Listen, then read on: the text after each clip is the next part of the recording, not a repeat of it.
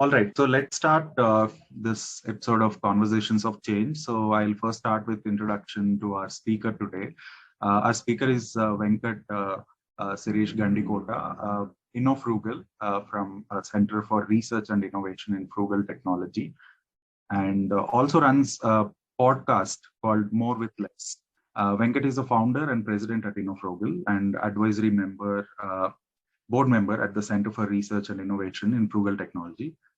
He's passionate about impact investing, frugal innovation, circular economy, AI for social good, customer success, management strategy, new business development. And Venkat has also been involved in developing the impact investing ecosystem in Finland with first of its kind Nordicmade Impact Investment Day at InnoFrugal 2018 in Helsinki. He's a bachelor's in chemical engineering from India and a master's in environmental engineering from the USA.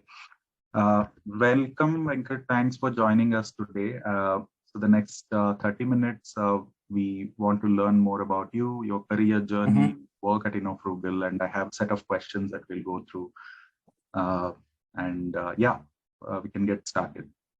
Yeah, thank you, Kaushik. Thank you so much for having me. Pleasure to be part of this. Let's go. Yeah.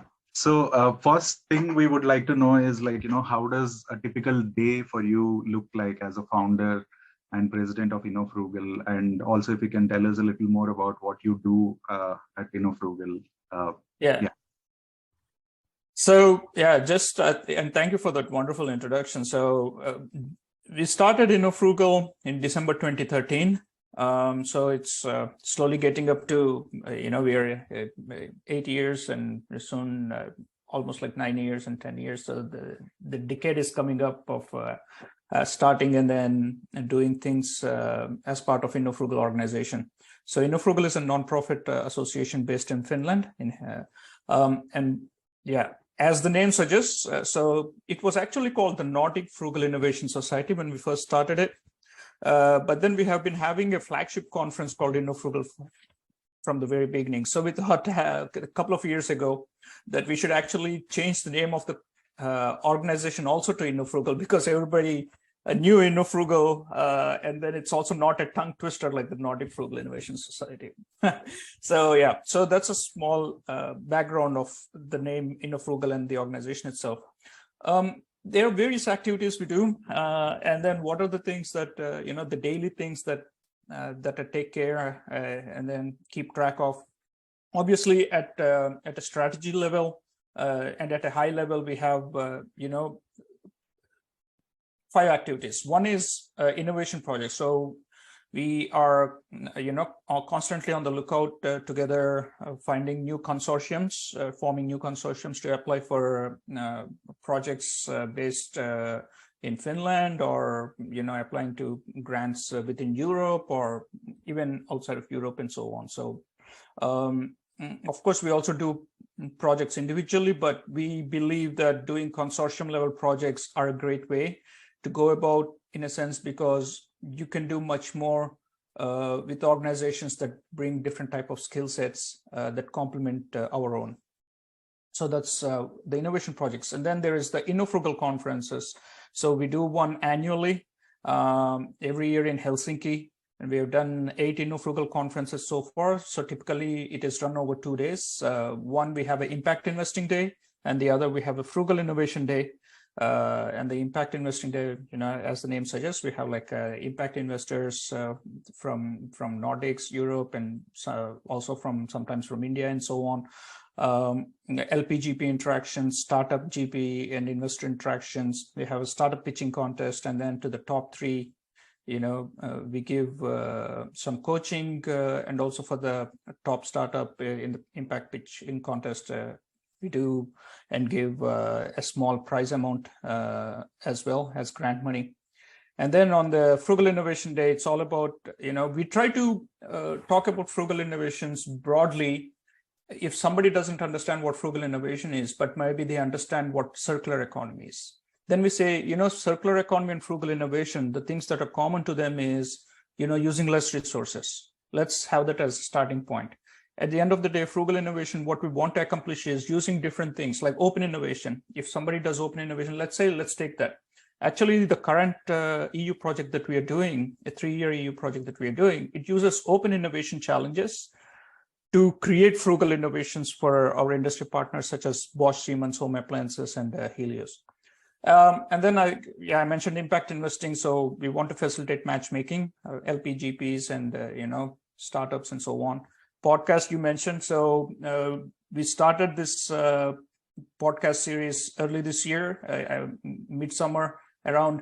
So myself with Professor Jaideep Prabhu from Cambridge University Judge Business School, who is also the author of the books Jugaad, co-author of Jugaad Innovation and Frugal Innovation books, and our advisory board member at InnoFrugal. So had long-standing relationship with him, and we started this interviewing sustainability leaders, maybe they're vice president of sustainability or director of sustainability, whatever their position is in these organizations, like speaking with these in kind of like maybe Forbes 500 type of companies, for example, and then workshops and so on. So these are the broader set of activities. But then what do we do? What do I do on a daily basis is, giving time, especially to the ones that are of importance time-wise and strategy-wise. So sometimes it's just, as you know, in a daily activity, you just look at the nitty-gritty of things. But then in a weekly or a monthly meeting, then you go about like, okay, how are we doing like strategy-wise? What else do we need to look at and so on? So that's what goes on a daily basis. The activities, which one is of importance time-wise, that's given more preference on a day-to-day basis. Right. Well, that's kind of an interesting work. I think I've come across the book by Jaideep Prabhu sometime back, and I think that was combining the whole idea of Jugaad that we call in India to the whole frugal innovations that we've been talking about. Thanks for sharing that. And when it comes to your education, Venkat, so you've done environmental engineering, and then the interesting part is like we know you have done something in Arctic Studies program, the University of Finland, and now you're working at the intersectionality of a lot of different things, circular economy to frugal innovation and impact investing. So how do you describe your career journey in terms of like where you are today and what has been the key learnings over this period for you? So I did chemical engineering in India, and then I went to the US, a typical South Indian boy going to the US, right? To do his master's in the US. But then I chose environmental engineering because the topics, at that point, I thought like, this was something that I'm really interested in. And I particularly was interested in air quality related things. And that was also what my master's thesis was. And being interested in those kind of things and working in that space, I started to read, come across this IPCC reports that were, the very first IPCC report, and being aware of climate related issues and all those kind of things. I read this really great book called The 2 Mile Time Machine back in 2004.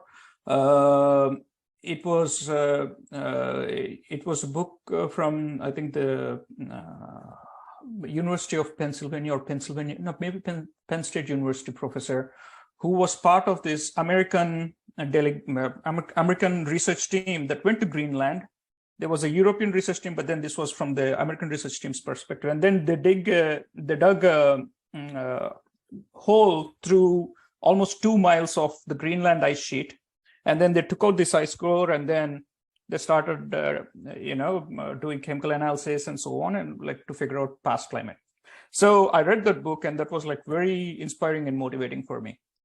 And then I thought I wanted to also work in climate research, preferably in glacier related things and so on. And I started looking for opportunities where I could do that. And I saw, obviously, there in the US, in Canada. I even saw things in New Zealand, and again, of course, in Northern Europe, especially here in Finland. I thought I would try Finland. It was a place that most Indians don't go. It was exotic for me. So that's how actually I looked at Arctic Center, and then I reached out to the professors there. And then, so I thought, before I start like working, I need to like get a hold of like what the Arctic is, learn a little bit about the Arctic, so that, it gives me some understanding and some grounding in the work that I want to do. And I applied for this program called the Arctic Studies Program, which is a multidisciplinary kind of program and a great way for me. So that's how it began, my journey into, and then I started with working with the Ice and Climate Research team at the Arctic Center. And then that's how it was, briefly speaking. Well, that's an interesting choice, because not many Indians who go for higher studies would go in that direction. Obviously, there's a trend to go into IT services and various different other fields that are conventional. And at Climate Asia, we see a lot of young people or professionals in their mid-career asking us these questions now, because more and more people are getting more and more aware about the climate action, the crisis, and making sense of the crisis and trying to see how they can contribute. So I think that's where the next question is about, what do you think are the skill sets that is required for someone who's looking at climate action with the intersection of technology, with the intersection of, the innovations or the impact investing space that you are working in. So what do you think are the essential skill sets required for someone to enter this space? Yeah. So obviously there are some common skills. So it depends if somebody is like a newbie, just coming out of university and then joining in, or even somebody has, maybe 10 years of experience, but then they're moving into sustainability or climate space, which they haven't done before. Maybe they were in an entirely different space. Or somebody who has obviously a bit more time in this, spent some time in this, and then they're moving to within the same climate sustainability and related things. So there are common skills that are needed, but then there are different skill sets that are needed. But I would say, broadly speaking, it doesn't matter. I think there needs to be 6 essential qualities, at least from my experience. So one obviously should be, having some kind of foundational knowledge and basic understanding of the field that you choose, like, be it environmental sciences, climate sciences, sustainability related, and so on. So that is kind of and also like broadly about innovation processes and so on. So kind of like foundational knowledge is important. And then being able to identify opportunities. It could be, strategic opportunities or any kind of opportunities. So that is also important skill set to have. Then problem solving.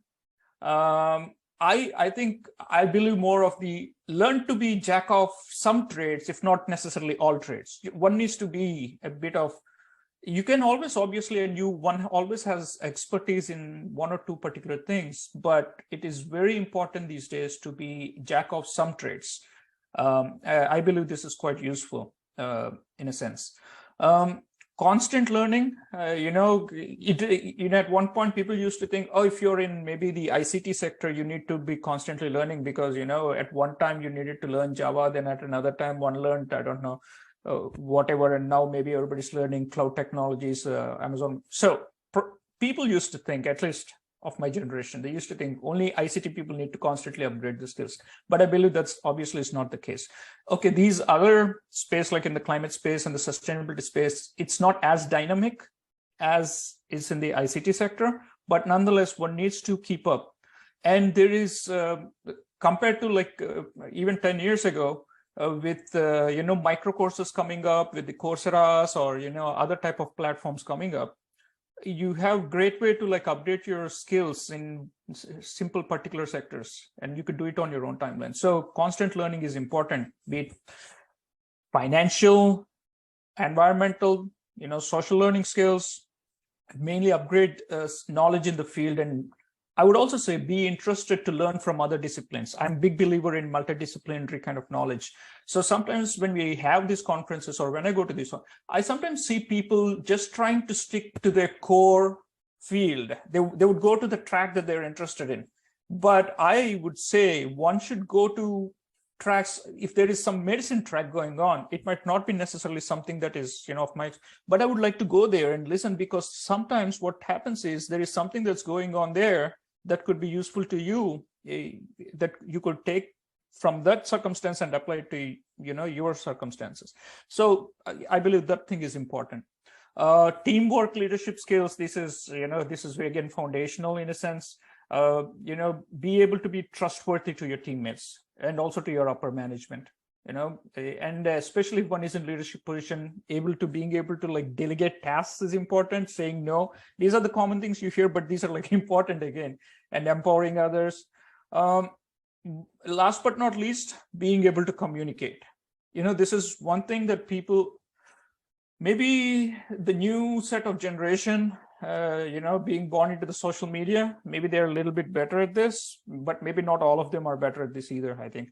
But this is increasingly very important, because being able to communicate within the organization is important, within the team, but also outside in both professional settings, let's say going to an event or participating in a conference or something and presenting your paper or like presenting your organization, viewpoint, but also in a personal setting. I really believe in this thing about, you should be able to explain to your grandmother in a very simple language what it is that you want to talk about. So that kind of a thing is important. It's not easy.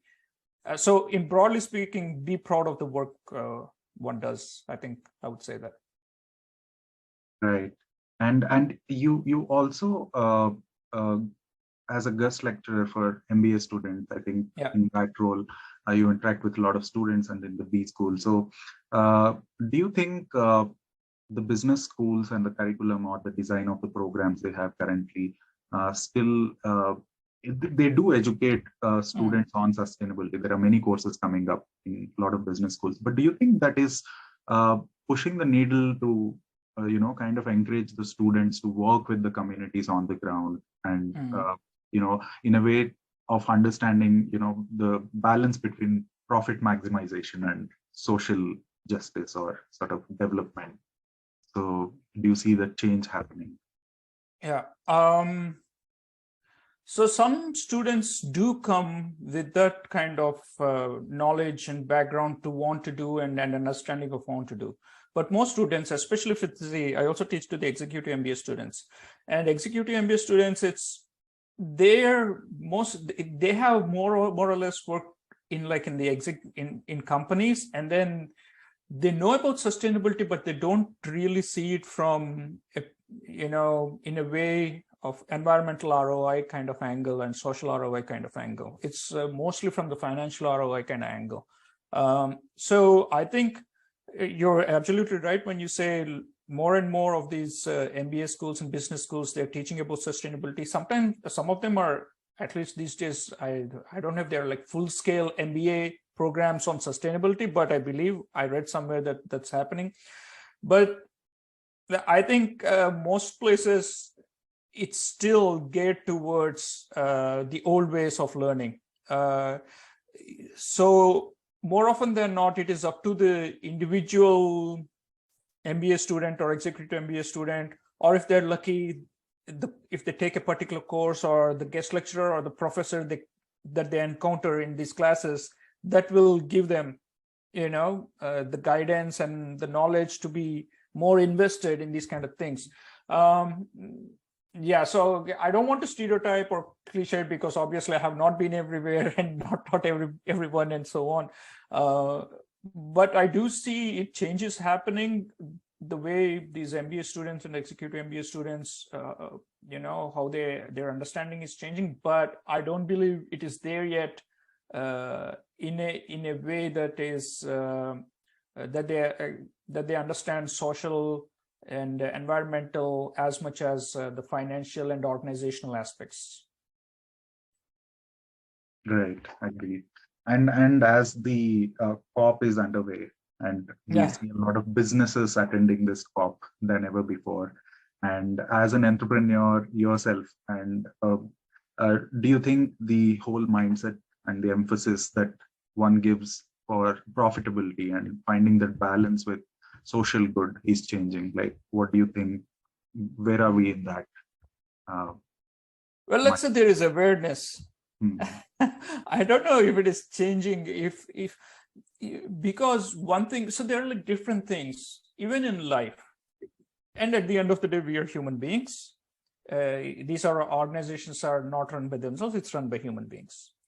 And we as human beings, it's different things. One is being able to understand and know that, yes, there is this issue, right? So that is like the first thing. Then the second thing is, just so being aware of that, okay, this is an issue, then understanding and learning about the issue, being able to know the solutions or mitigation processes for the issue, for the climate issue. And then the hardest part is being able to execute them. This is always hard. It could be because of financial constraints or like business model constraints or technology constraints or, or human resource constraints, so on and so forth. So we obviously want everybody, but some businesses, they might not have the capacity for all the reasons, the constraints that I mentioned, to be able to turn around easily. But most businesses do have.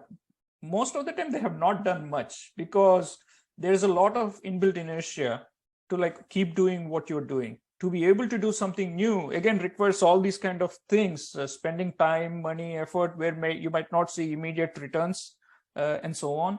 So, yeah, and that sometimes leads to, exaggerating claims, which could be then, so maybe they might be doing something, but then it could lead to exaggerated claims.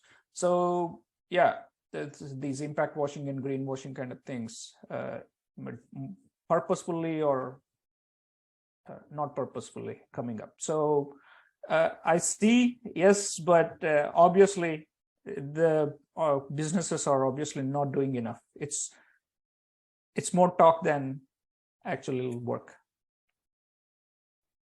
Right. And even around these narratives, and we see a lot of podcasts or any of this communication happening in various media, particularly the social media, right? Like we see a lot of content creators coming up, and we also identified so many content creators talking about sustainability in a layperson's language, to try and make it easy for people to understand. And we would like to understand a little more about the podcast that you host, right? Like More with Less, and what has been the vision behind it, and what motivated you to start this? So yes, so podcast has been there. I don't know. For some might say podcasts have been there for 15 years already, as an instrument. So I've been listening to a lot of podcasts and so on, and we've been doing these events and conferences already. So, and whenever we've been doing these events and conferences, as an organizer, when we've been organizing the conference, so sometimes if it's a panel discussion. So when I'm doing the panel moderation and hosting the panel and I'm asking these questions, they could be one-on-one or 3-4 people and so on. Or even if I'm listening and somebody else is hosting, sometimes I would think that I want to listen more about this particular topic. This was not enough. So that was always been at the back of my mind. And then I thought, maybe we should do webinars or something. And then, of course, then maybe we could do podcasts. Then I thought okay, maybe doing a podcast is a better option because it's much more, in a way, more audio-centric. It could obviously also be video-centric as well. But, it is on demand in a sense. Once you upload it, it will be there. People can, listen to it anytime they want on these podcast platforms and so on. And then when I thought what should I do? Obviously climate related, sustainability related, this InnoFrugal innovation impact related was the one that I have background in and my interests lie in. And I thought I shouldn't be just one person doing it. Then I reached out to Jaydeep at Cambridge University. And then I told him, hey, how about, do you want to co-host a podcast? And then we started brainstorming of what it should be, how it should be. And then we thought okay, let's do it in season 1, season 2, and so on. And let's start with season 1. And then we thought, like, season 1, let's interview, these sustainability leaders at big organizations and see what they're, because it was the Glasgow COP that was happening almost 1.5 years ago, in December of 2021, was it? Or 2021, actually. Yeah, November, December or something.